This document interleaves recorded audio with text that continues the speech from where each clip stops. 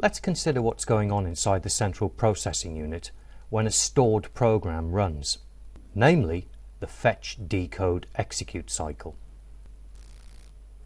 First, let's consider this single line of code which has been written in a high-level language. You should be able to get your head around that. Take the contents of variable x, add y, and store the result in z. If I was going to write something similar in an assembly language, I would need more commands. I need to think about the accumulator. So what we're saying here is load the contents of memory location 10 into the accumulator. Add the contents of memory location 11 to whatever's in the accumulator, and then store whatever's in the accumulator back into location 12. Referring to memory addresses by numbers is called direct addressing. Some assembly languages will allow you to use what's called symbolic addresses. So for example, I might say load x, add y, store z. That depends on the language.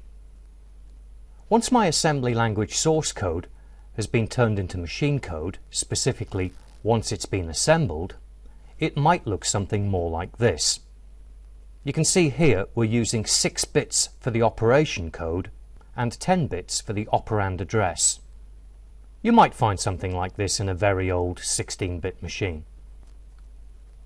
Now let's think about the registers inside the CPU. The blue box shows the CPU, and we can see inside there we've got a control unit, we have the accumulator, and the arithmetic and logic unit. We've also got some other registers, the program counter, the current instruction register, the memory address register, and the memory data register. And we're going to take a look at how these different registers cooperate to run the program. You can see on the right hand side I've got the memory, and the program has already been stored in memory. Now I think we need to take a reality check at this stage. First of all, the accumulator is actually a register which is part of the arithmetic and logic unit. But for the purposes of this demonstration, we've separated them. Secondly, the program wouldn't be stored as assembly code as shown here. It would be the machine code that's inside the RAM. The memory addresses themselves would also be in binary. And to tell you the truth, we'd be numbering from the bottom up. But for the sake of this presentation, we've distorted the reality a little bit. So what happens when a program runs?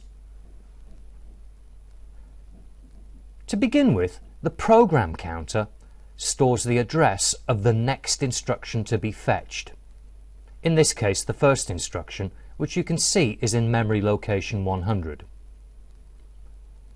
Before we can fetch the instruction from the RAM, that memory address has to be placed into the memory address register.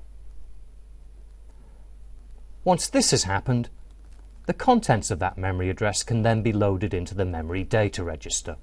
So we're fetching the first instruction now. Next, that instruction needs to be placed inside the current instruction register.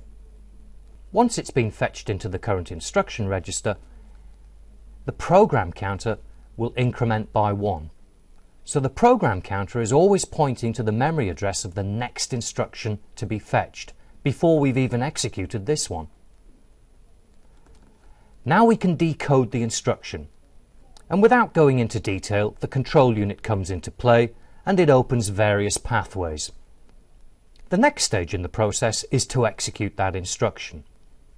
The instruction is load 10. In other words, load the contents of memory address 10.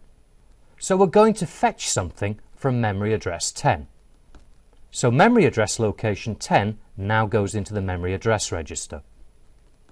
Then we can take the contents of memory location 10 and place that into the memory data register, overwriting its previous contents. And then the contents of that memory address can be placed into the accumulator. That's the first instruction executed. Now we're going to fetch the next instruction. The program counter is already pointing to the memory address of the next instruction, so that memory address can be copied from the program counter into the memory address register.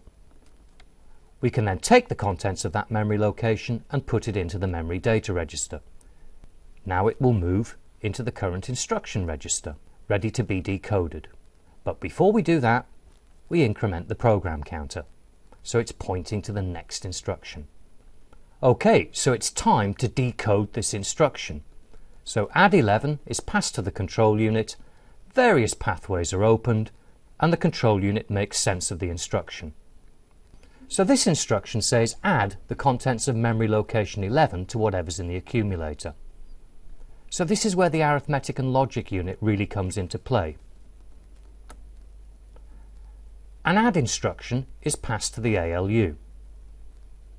The contents of the accumulator are moved to another place ready to be worked with. Now we can get the contents of memory location 11, and because we're going to fetch something from the memory, that memory address has to be placed into the memory address register. Once that's happened, we can get the contents of that memory location and place it into the memory data register. You're probably starting to see what the memory address register and the memory data register do. Whenever we want to get something from the RAM, or move something into the RAM, as we'll see in a moment, we must put its memory address into the memory address register. Whenever data, or a program instruction, moves to or from the RAM, it goes via the memory data register. So we have our number 3. That gets placed into the accumulator, and then the arithmetic and logic unit will add that to the 2 that we originally had and place the result back into the accumulator. So we're keeping a running total. It's accumulating the result. It might be worth mentioning at this stage that the circuits inside the arithmetic and logic unit are called adder circuits. They're actually very simple. The truth is, a computer is just a very sophisticated adding machine. Okay, so now we're ready to get the next instruction, which is in location 102. So the memory location 102 is copied into the memory address register. The contents of that memory location, in this case the last instruction, are copied into the memory data register. This instruction moves into the current instruction register. You can probably see what's going to happen next. We increment the program counter. We would probably have a stop or a halt instruction in that position. Now we can decode that instruction, which basically says store the result in the accumulator back into location 12. We're going to put something into location 12, so that memory address must be put into the memory address register, and the contents of the accumulator move via the memory data register into that memory location. And that's our program complete.